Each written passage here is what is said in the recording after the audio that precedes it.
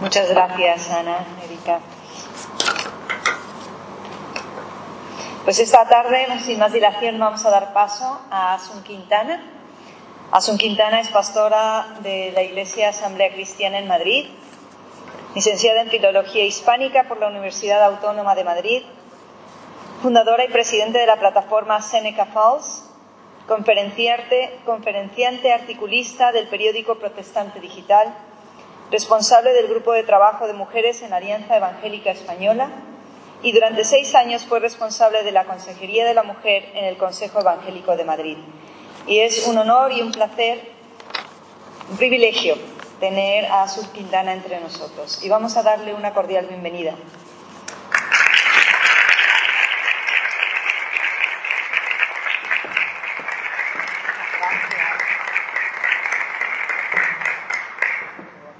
Bueno, si me permitís, me quito la mascarilla. ¡Ah!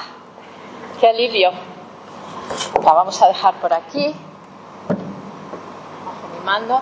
Bueno, antes que nada, la verdad que es muy emotivo estar aquí. Le decía antes a alguna persona, digo, no sé, al final voy a llorar. Porque son muchos años, ¿verdad?, los que llevo sin venir y bueno, yo creo que casi todos nos conocéis, tanto a mi esposo como a mí.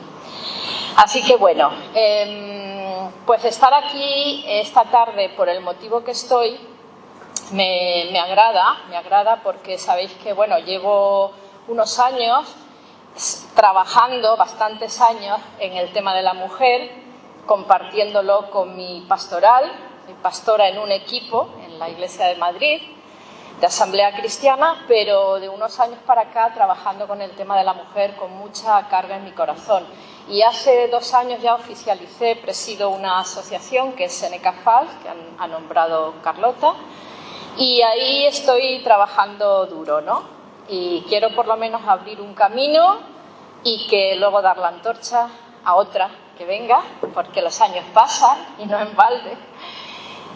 Pero tengo carga en mi corazón y bueno, yo espero que lo que voy a compartir hoy, voy a empezar con algunas cosas que quizá muchos ya sabéis, muchas son las que ha dicho ya la concejala, Ana Erika, y yo las voy a ampliar un poquito, pero al fin y al cabo no quiero solamente dar cosas que podéis encontrar en internet o en un libro, buscando, sino quiero traer, como veis el título, Violencia contra la mujer, origen y prevención.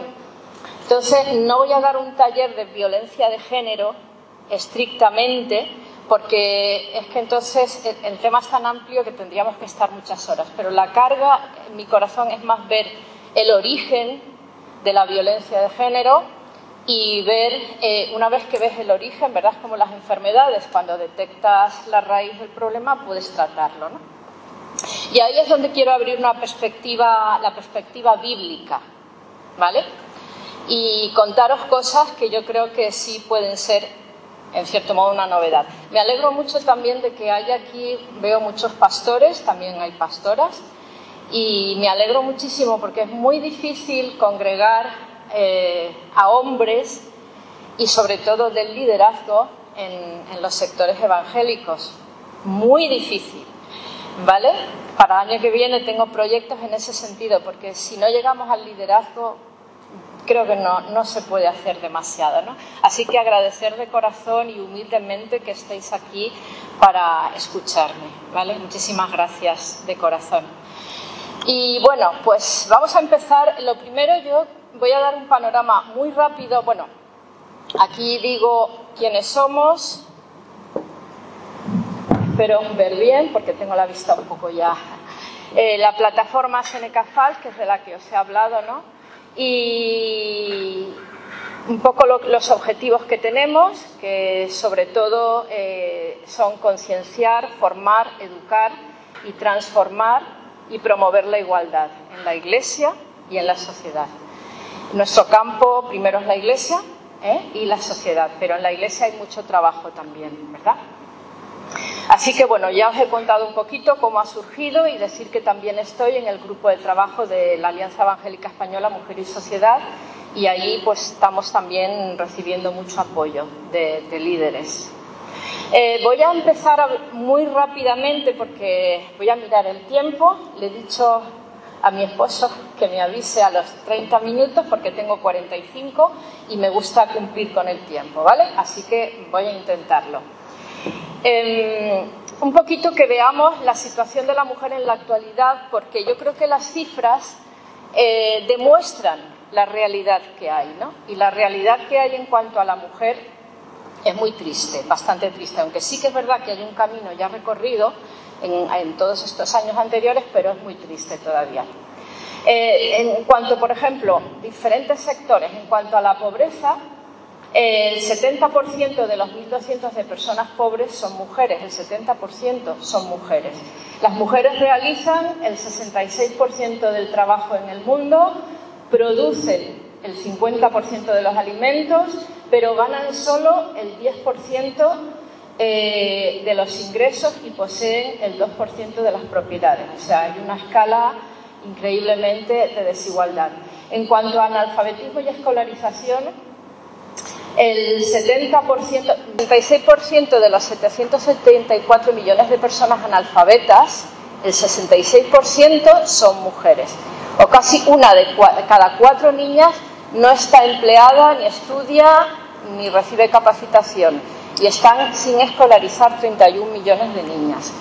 En cuanto a la familia, decir también que el 81,3% de los hogares monoparentales en realidad son monomarentales, ¿no? Y la mujer es la que tiene que lidiar, ¿no?, con trabajo en casa, trabajo fuera, educación, etcétera. En cuanto a trabajo y brecha salarial, esto también es muy interesante. Bueno, la brecha salarial, sabéis que es la diferencia de lo que se gana, ¿no?, con igualdad de trabajos. Ahora mismo está en un 15% más o menos, aunque sí que con la pandemia subió mucho, pero vamos a hablar de datos ya pasada la pandemia, ¿no? Todavía hay esa brecha salarial, pero es que además las mujeres representan el 74% de las personas que tienen un trabajo parcial y el 94% que tienen que elegir trabajar a media jornada, normalmente para cuidar a hijos o cuidar a algún discapacitado o enfermo en casa, ¿no? Estas dos palabras son muy importantes, conciliación y responsabilidad. Las vais a oír mucho, o las deberíamos de oír mucho actualmente. Conciliación, trabajos que nos dejen tener tiempo para la familia y para educar a nuestros hijos. Sin tiempo es una realidad. Tiempo de calidad, pero tiempo, ¿verdad? Y tenéis que saber también la corresponsabilidad, compartir las tareas. El 92% de personas que en 2017 pidió una excedencia para cuidar a los hijos fueron mujeres, es decir, que eso sigue ocurriendo, ¿no? Y tiene mucho más difícil acceder a puestos de dirección, es lo que se llama el techo de cristal, ¿vale? Las mujeres llegan a un punto y ahí ya hay un veto, y a los puestos de dirección, no por dirigir, no por poder, sino por influenciar, porque un liderazgo no es poder, ¿verdad?, sino es la capacidad de influenciar, para bien o para mal. En cuanto a políticas, las cifras de mujeres directivas, es lo que estoy diciendo, es muy poquita, un 34%. Y aunque sí que es verdad que en España tenemos un 47% de mujeres en el Congreso, es de los países, después de Suecia, en Europa, que más, en el sentido político, por lo menos en el Congreso estamos bien representadas.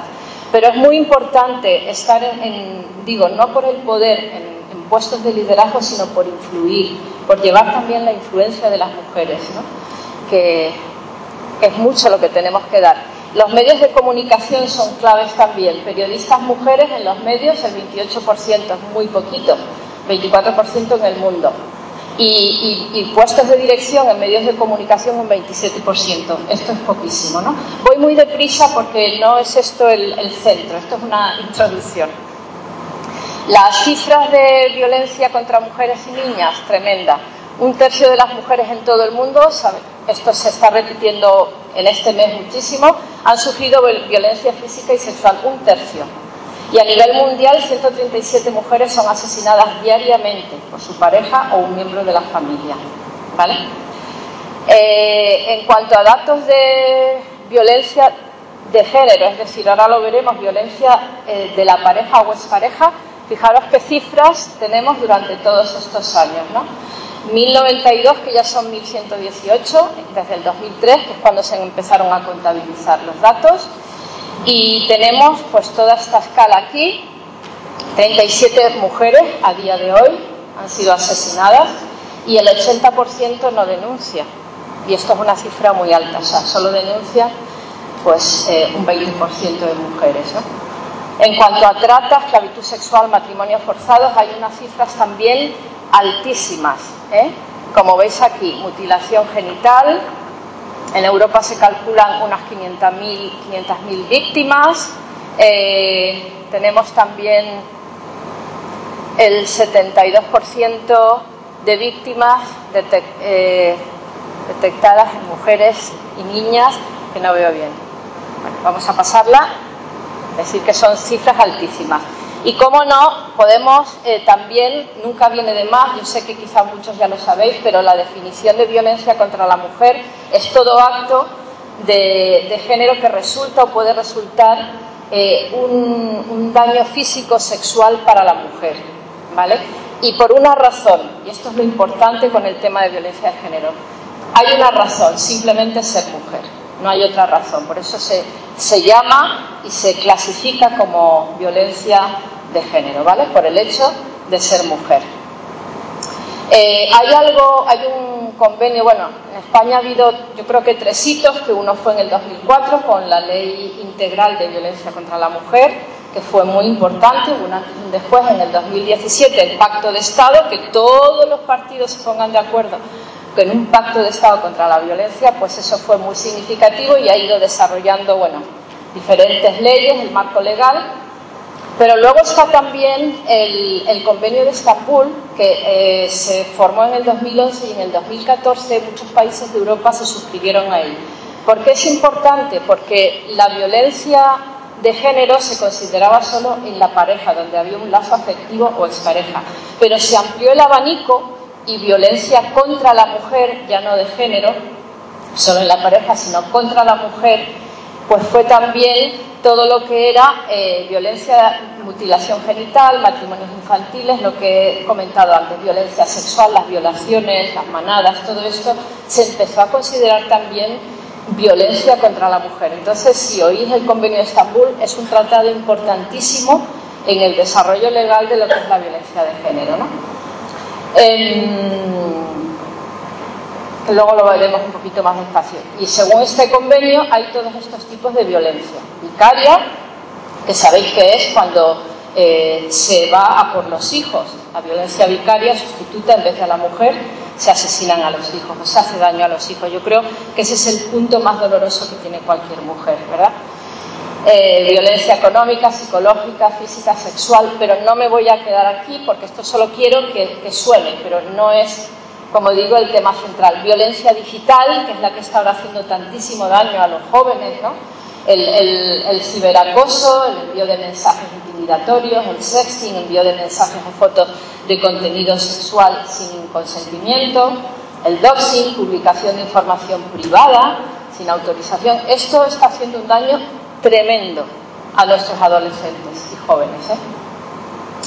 Y pasamos a este punto, lo que se llama la pirámide de la violencia. Nos vamos acercando, cada vez vamos a ir profundizando ahora un poquito más. La pirámide de la violencia, o lo que también que ha nombrado la concejala, el iceberg, yo lo voy a decir en español, el iceberg de la violencia de género. Y esto es muy importante porque sabéis que la verdadera violencia es invisible.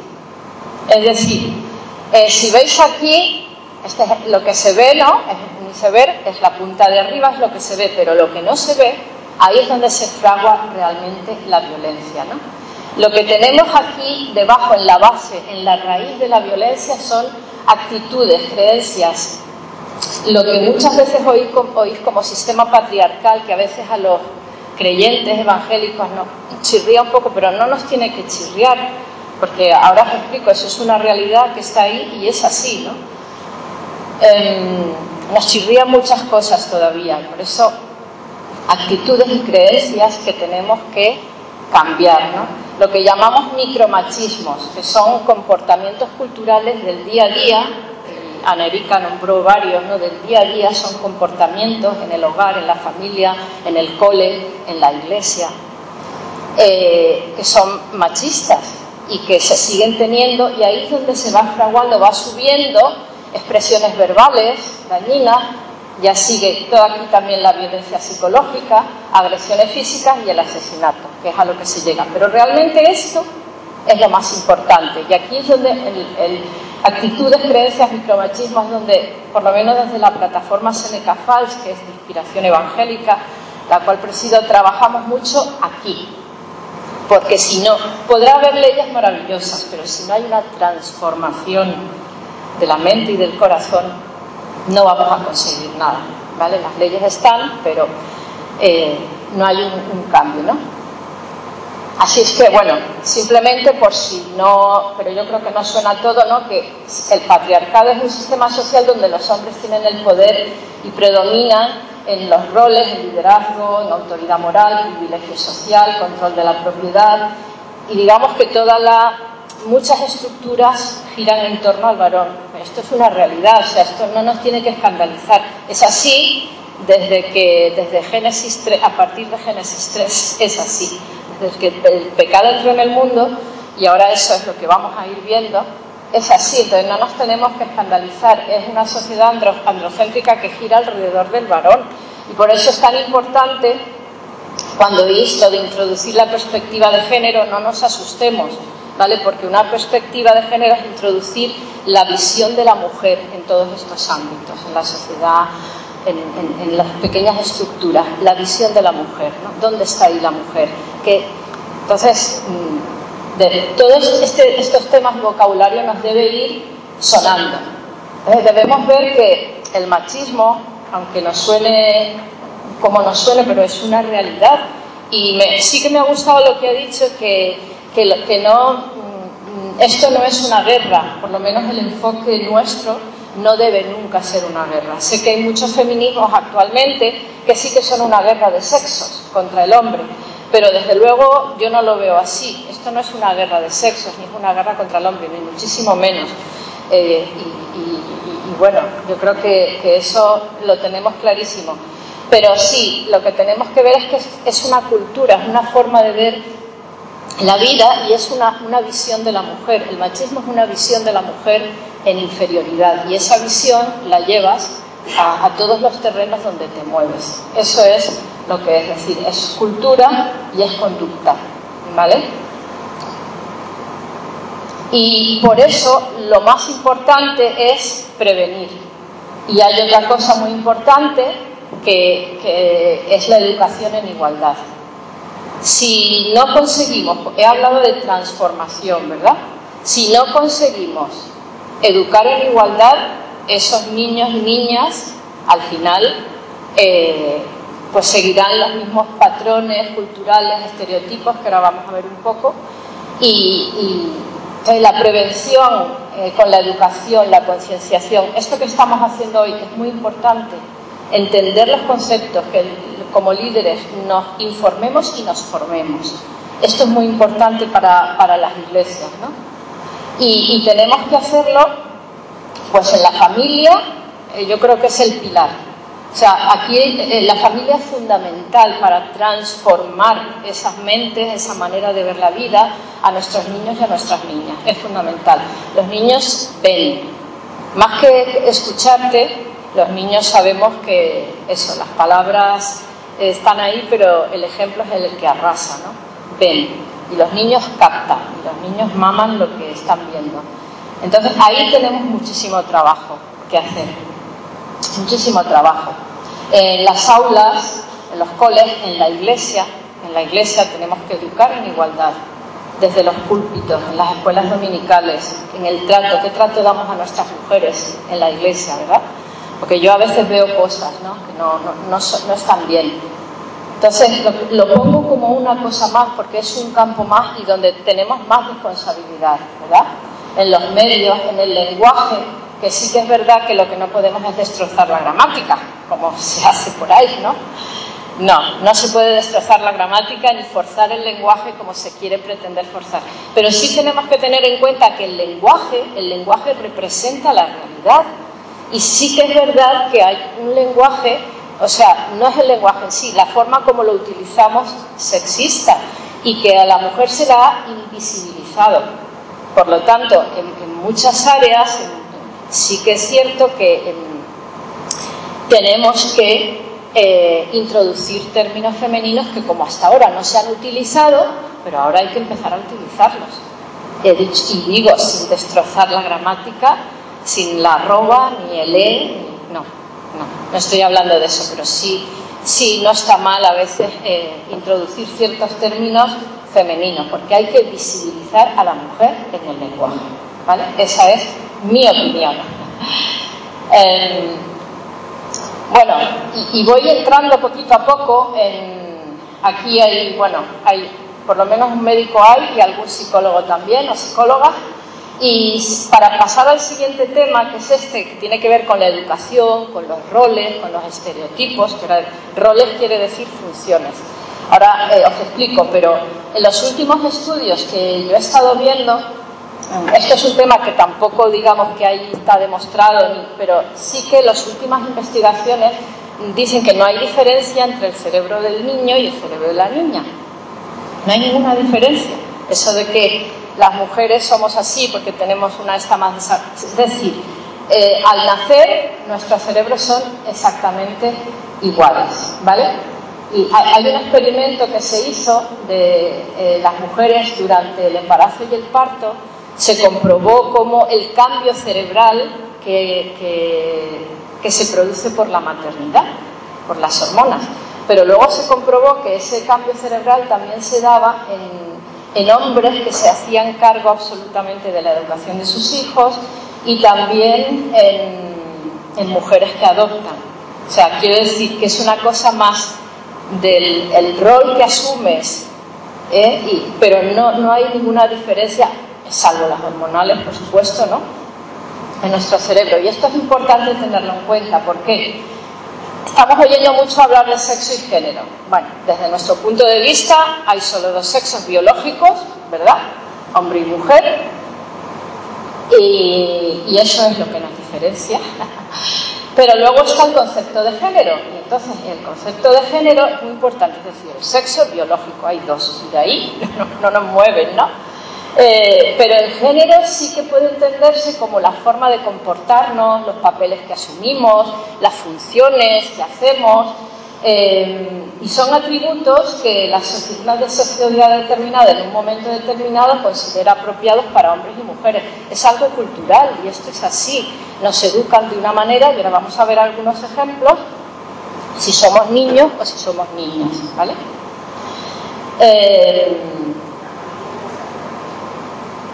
Entonces, las palabras estas, los mitos, pues son ideas falsas que muchas veces se repiten, los roles, los papeles que asignados por la cultura, y los estereotipos son las características, ahora lo vamos a ver, de personalidad, ¿no? Por ejemplo, las mujeres son más románticas. Pues, ¿creéis que eso es así? ¿Que las mujeres son más románticas? Porque yo no lo creo, porque hay hombres muy románticos. Seguramente mi marido es más romántico que yo, por ejemplo. O sea, es para que entendáis, no podemos clasificar así, ¿no? Mirad la diapositiva que he puesto, ¿no?, que rompe ahí todos los roles, las costumbres, por ejemplo, que los niños son más inteligentes, que los niños no lloran.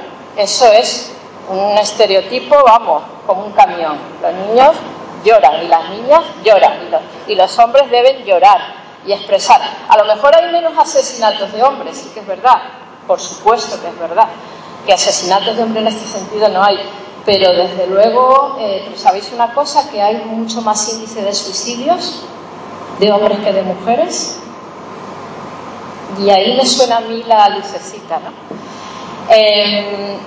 Otro, las niñas tienen que arreglarse. Desde chiquitinas ya estamos sexualizando a las niñas.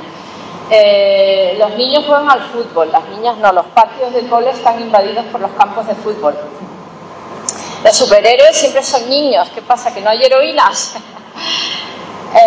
Los hombres son más agresivos, no expresan sus emociones, hablan menos. Pues no es así tampoco, ¿verdad? Hay hombres que hablan mucho, hay mujeres que son muy agresivas, en fin. ¿Las mujeres son más sensibles? Pues depende. Hay hombres muy sensibles, muy sensibles. ¿Las mujeres son más débiles? Pues hay de todo. ¿Las mujeres no valen para dirigir? Pues tampoco es verdad, y creo que eso se está viendo cada vez más. Y la hipersexualización de mujeres y niñas, ¿no? Que eso lo hablo un poquito luego, pero así es que estamos viendo que todo esto, las profesiones, el cuidado, la educación de los hijos, limpieza de la casa, son roles y estereotipos que te educan de una manera. Eres una niña, por lo tanto ya te sexualizan desde pequeña, te preparan para tal, no eres capaz de dirigir, no estás preparada para esto. Lo podemos ir viendo, igual que los juguetes. Por ejemplo, a mí una cosa que me encanta es ver a los niños de sexo niños, con un bebé y un carrito, niños pequeñitos.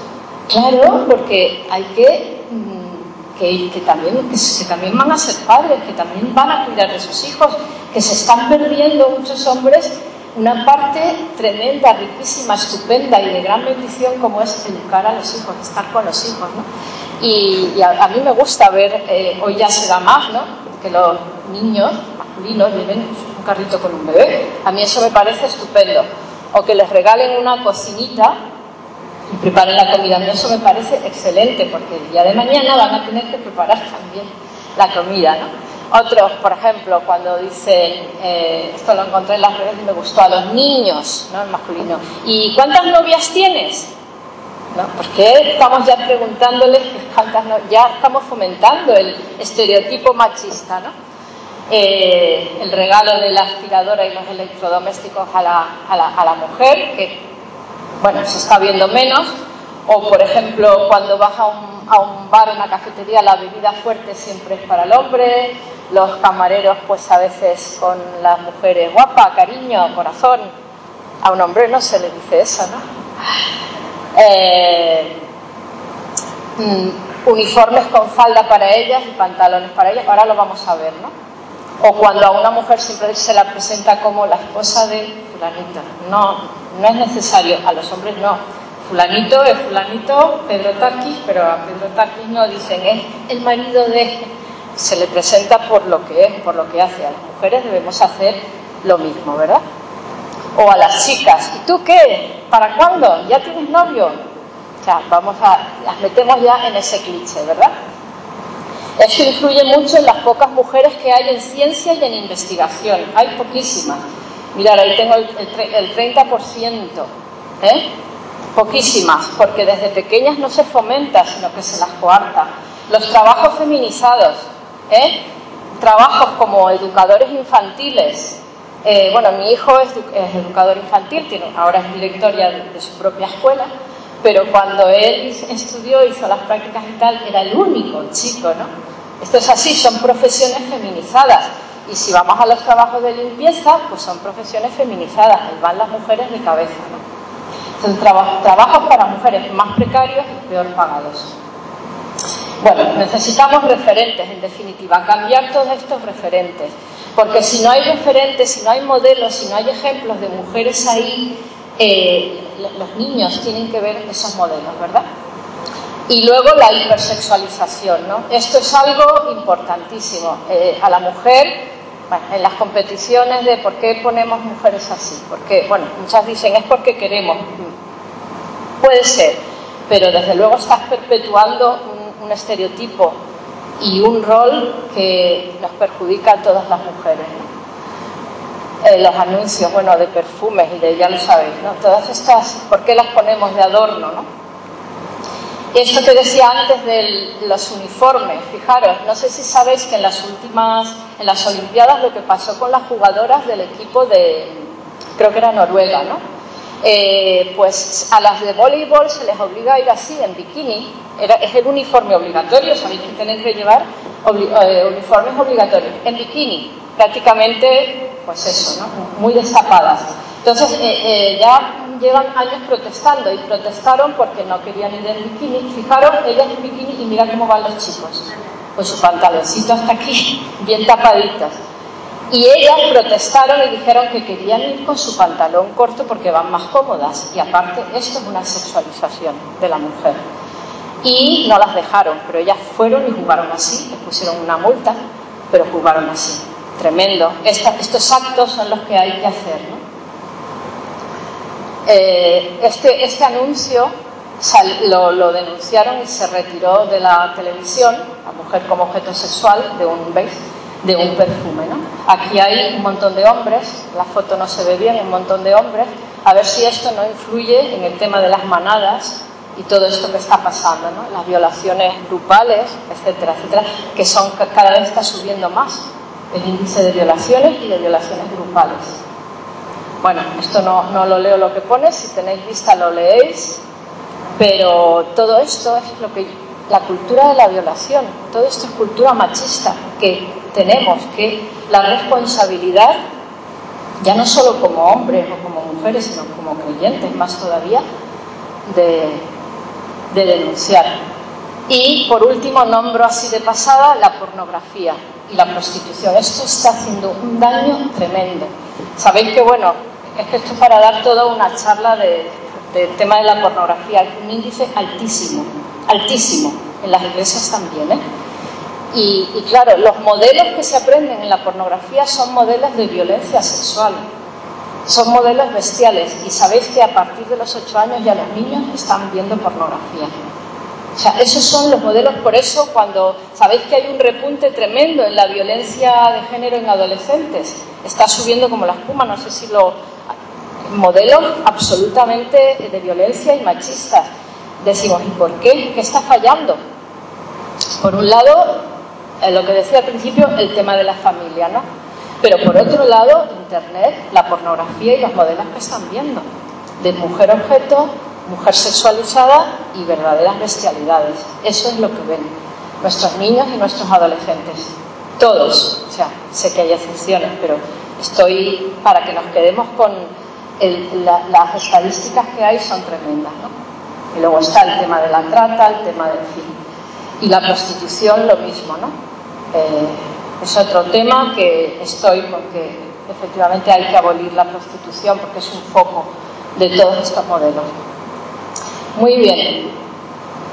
Si nos vamos, ya tenemos todo este panorama. 30 minutos. Muy bien. Gracias, Pedro. Tenemos este panorama.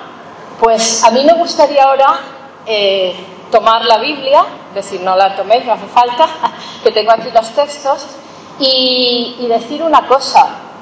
Decir que el tema del feminismo, el tema de la igualdad, la desigualdad, no es un tema de ahora, moderno, porque ha dado por ahí a las mujeres. La igualdad, cuando hablaba antes Ana Erika, ¿no? Creo que decía los derechos humanos y la Biblia es el mejor texto de derechos humanos. De hecho, los derechos humanos emanan de la Biblia. Y donde el primer texto que habla de la igualdad, porque al final, como si recordáis el iceberg, aquí está la violencia, los asesinatos, pero aquí debajo está la desigualdad, el micromachismo, que es lo que lleva todo eso, ¿no? El primer libro que nos habla de igualdad es la Biblia. Y esto tenemos que sentirnos muy orgullosos, en el buen sentido. Si vamos a Génesis, los 2 primeros capítulos de Génesis, que yo no sé si hay alguna persona que a lo mejor no maneja la Biblia, pero bueno, intentaré que se pueda entender para aquellos que quizá no la conozcan, ¿no? Pero creo que la mayoría sí, pero bueno. En Génesis, los capítulos 1 y 2, el principio, Génesis, ¿no? Hay unas estructuras, lo que se llaman de la creación. Génesis 1:27, y creó Dios al hombre a su imagen, a imagen de Dios lo creó, varón y hembra los creó a su imagen, varón y hembra. 1:28, y los bendijo Dios a los dos, y les dijo: fructificar, madurar, multiplicaos, llenad la tierra, sojuzgadla y señoread en ella. Y se lo dijo a los dos. Es decir, que la encomendación de sojuzgar y de gobernar se la dio a los dos. En la primera pareja que Dios creó no había jerarquías, no había jerarquías. Creó al ser humano. Adán significa ser humano, ¿vale? La relación era de amor perfecta, de igualdad. No había roles, ni había jerarquías, ni le dijo tú haces esto a la mujer, ni tú haces lo otro, sino que a los dos les dijo sojuzgar y gobernar la tierra, juntos de igual a igual. La relación era perfecta. Si vamos a Génesis 3, ¿verdad?, 14 al 19, vemos que esas estructuras perfectas que Dios creó en igualdad absoluta y total, comisionando lo mismo al hombre y a la mujer, a partir de Génesis 3, ¿qué ocurre? Que hay una ruptura con Dios, hay una ruptura entre el hombre y la mujer. Tú tienes la culpa, no, que la tienes tú, no, que fue la serpiente.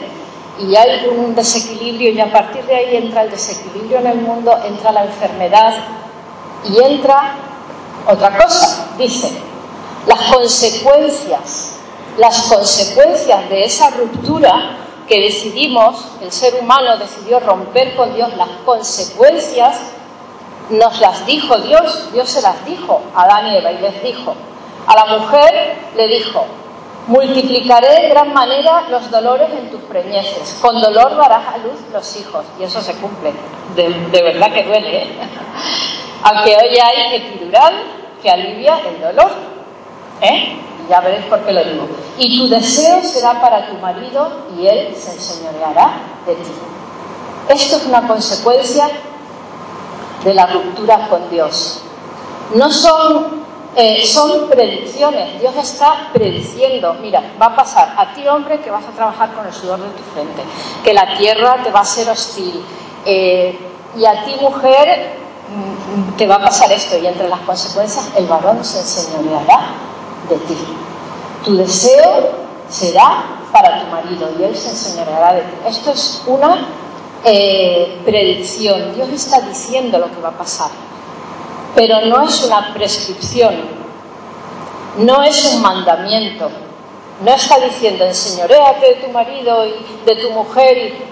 Son predicciones. Dios nos está anticipando. Esto es lo que va a pasar.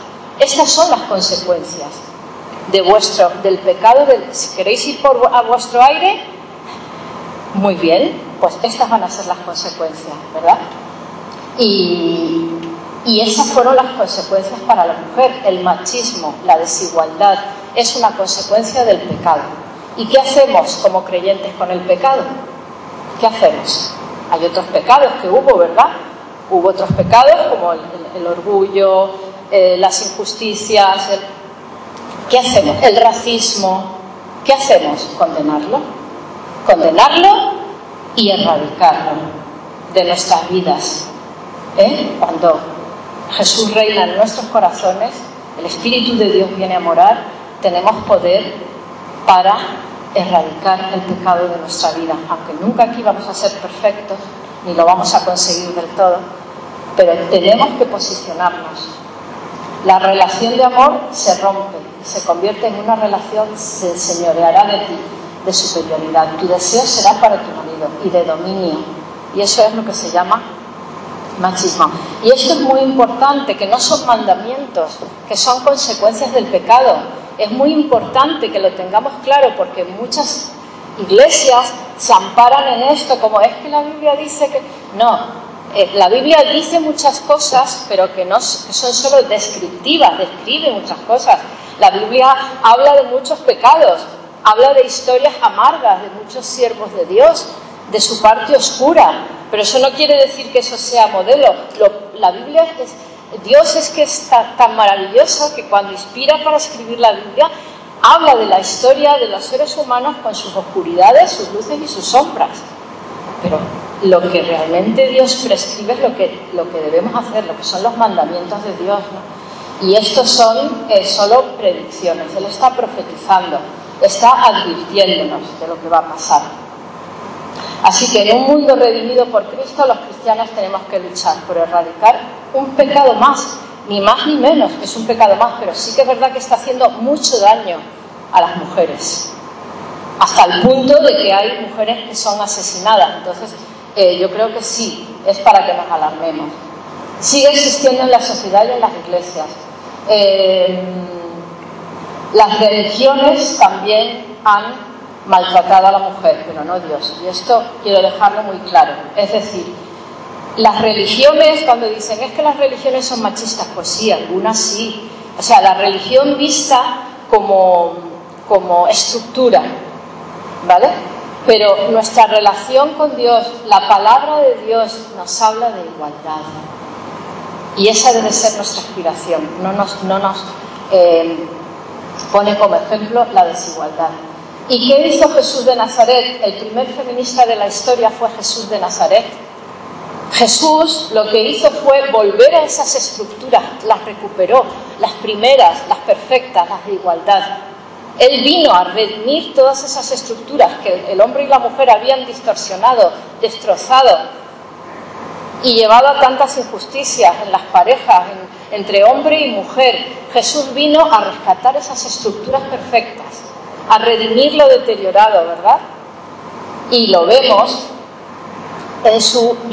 ayer en una entrevista que me hacían en la radio, una de las cosas que dije es que Jesús no escribió no hay en la Biblia ningún versículo que condena la violencia de género o un discurso feminista de Jesús, ¿no?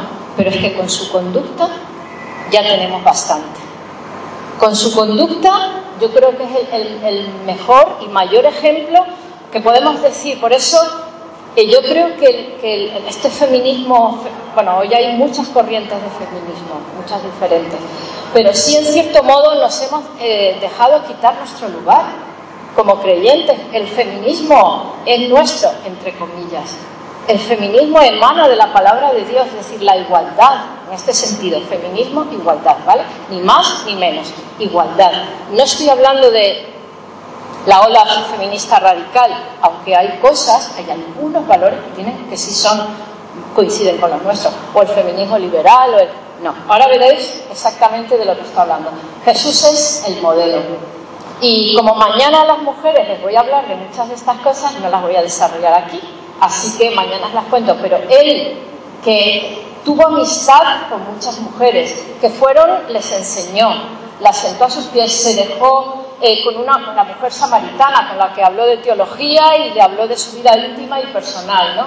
Con María Magdalena, la primera que va a anunciar el Evangelio es María Magdalena, Jesús resucitado, el privilegio que tuvo. Eso yo creo que todos lo sabéis, ¿no? La prostituta que derrama lágrimas a sus pies, una prostituta, y se deja besar, porque es que el texto habla de besar y habla de enjugar y de secar con su cabello, y Jesús se deja delante de un montón de hombres. Hay muchísimos casos, la mujer con flujo de sangre, que no voy a nombrar todos, pero el comportamiento de Jesús con las mujeres fue exquisito. Decidme algún texto donde él habla mal a una mujer, donde él las desprecia, donde les da una contestación de mala manera. No hay ni uno. Y el texto ya culminante es el de la mujer adúltera. Ese texto, que ya digo, mañana vamos a hablar de ese texto, que es un ejemplo de violencia sexual, violencia social, allí todos delante y la mujer en medio con el adoquín que sacó Cookie para apedrearla. Violencia psicológica, violencia física. ¿Y quién se levanta ahí a defender a esa mujer? Un varón. Porque Jesús era Dios, pero era varón. Y se enfrenta a toda esa clase farisaica y defiende a la mujer. Y además la empodera y le da gracia y le da una nueva vida. Bueno, no me enrollo con esto. ¿Qué ha pasado entonces? ¿Por qué las iglesias, por qué se ha introducido tanto, a veces, o sea, esta distorsión de lo que es el feminismo, esta distorsión de qué ha pasado para, si Jesús se comportó así, si la palabra de Dios en Génesis es tan clara, ¿por qué a veces hay esta confusión en las iglesias? Tendríamos que ir a la historia, que no nos da tiempo, pero en las primeras iglesias, o sea, esto sería para hacer un estudio aparte, otro día, muy interesante. Pero las primeras iglesias tenían mujeres trabajando arduamente y liderando, ¿vale? Pero luego cuando llegan los padres de la iglesia, está toda la cultura en el mundo grecorromano, era una cultura machista, la mujer era un cero, no tenía derechos ninguno en absoluto. Y aquí empiezan a interpretar la palabra de Dios más de una manera por la cultura, que realmente no hacen una hermenéutica, bajo mi punto de vista, muy correcta, ¿no? Hasta que llega el siglo XVI, es decir, aquí tenemos además, bueno, Agustín de Hipona, grandes hombres pensadores, grandes hombres de Dios, Tomás de Aquino, etcétera, pero para los cuales las mujeres significaban pecado y las mujeres significaban introducción del sexo en la vida.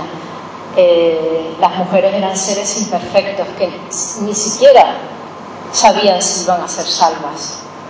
Ese era el concepto que tenían de las mujeres. Las mujeres es un ser mal formado que no ha llegado a ser hombre porque ese era. Y de ahí surgió el celibato, también en la Iglesia Católica, el celibato obligatorio, porque eso era una forma de ser más perfecto, erradicar el sexo y la mujer, porque es la culpable de que el sexo se haya introducido y solo se podía utilizar para procrear.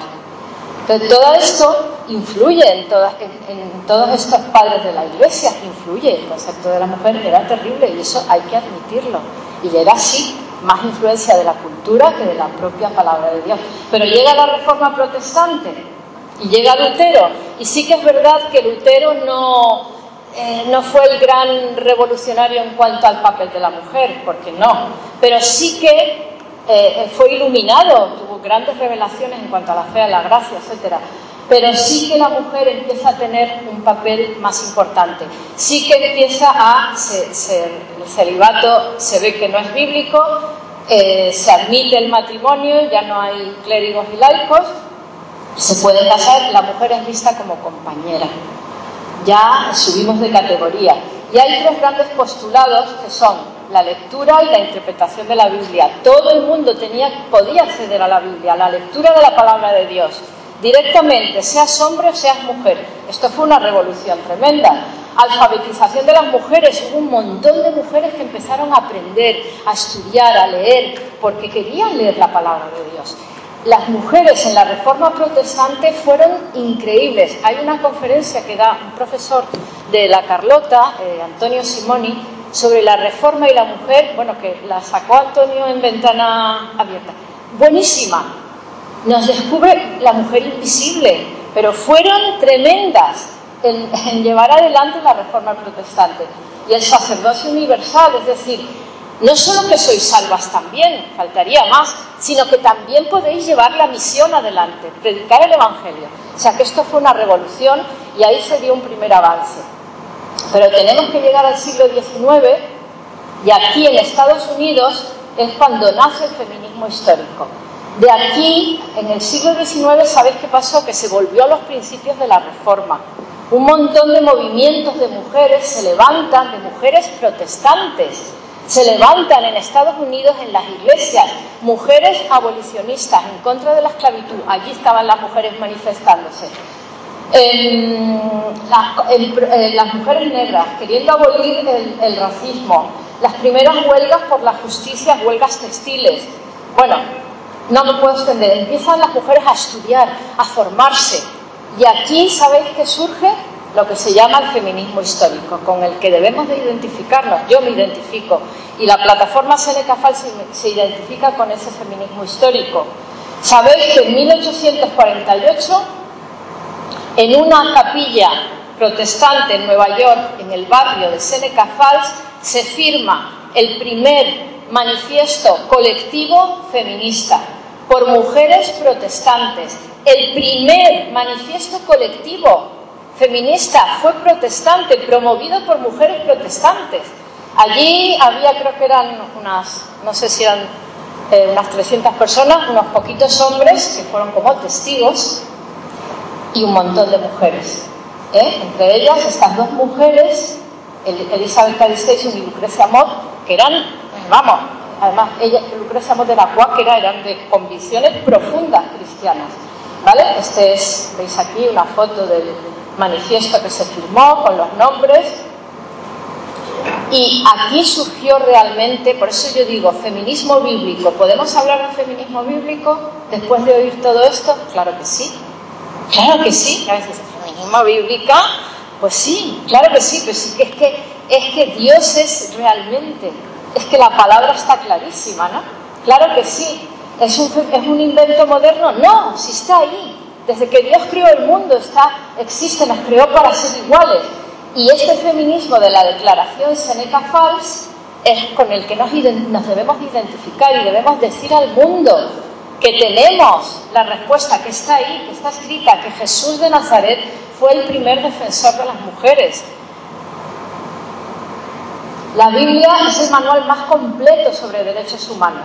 El artículo 3 de esta declaración de Seneca Falls, fijaros lo que dice, porque podéis buscar en internet declaración Seneca Falls, y es tremendo, pero todo basado en la palabra de Dios, cada artículo.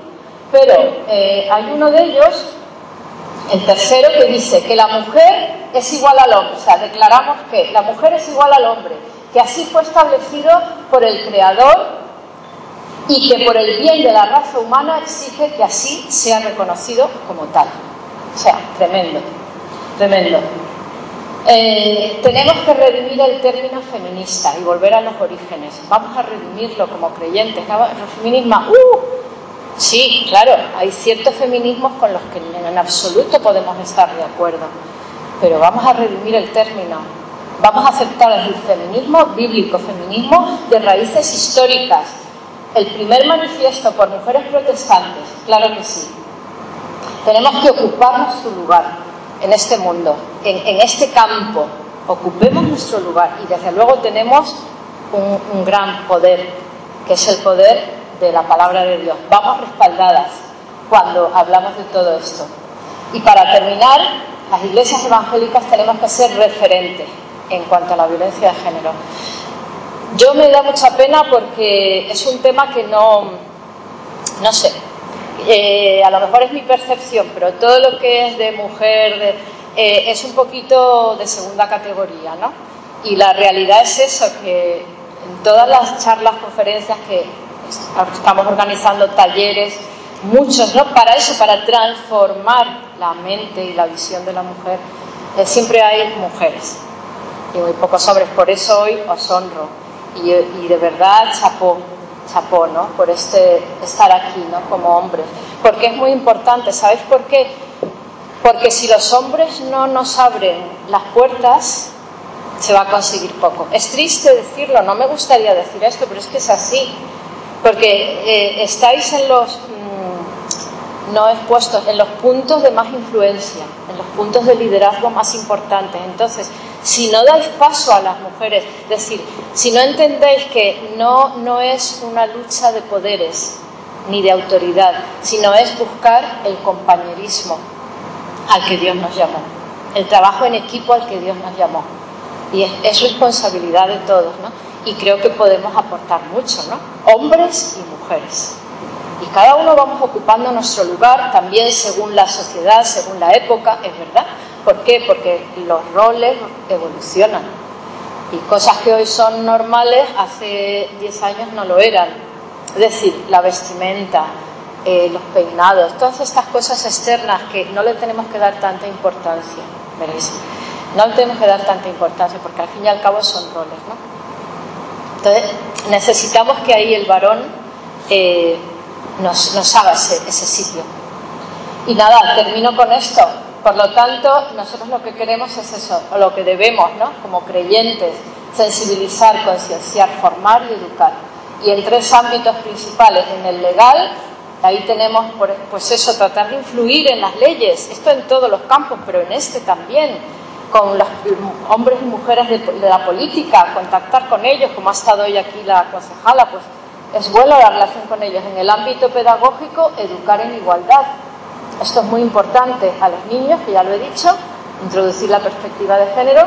Y por último, en el institucional, que haya mujeres referentes. Porque si no se ven a mujeres ahí, es que no hay, ni en la ciencia y tal, y en la iglesia tampoco.